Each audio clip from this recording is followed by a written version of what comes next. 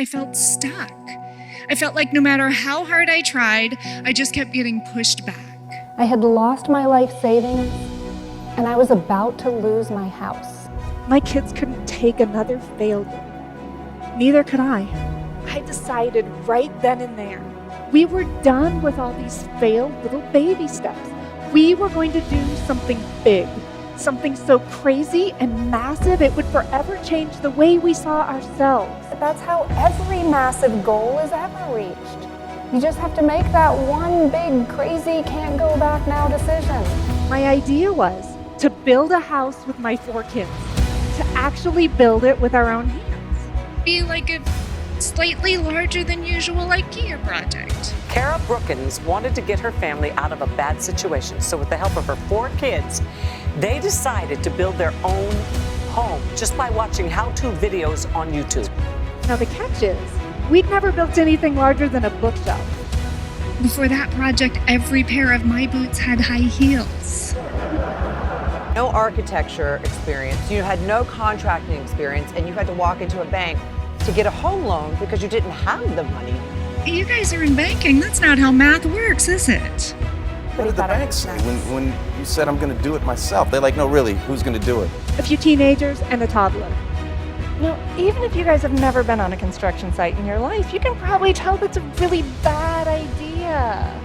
Building a house, it turns out, is nothing like an IKEA project. Building stuff is hard. Building a house was hard.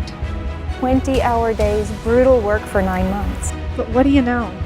There we all work together, building the impossible. And the strategies that I found out here with mud and 2x4s, they worked. They worked so well, I still use them. And I've shared the same strategies with people around the world.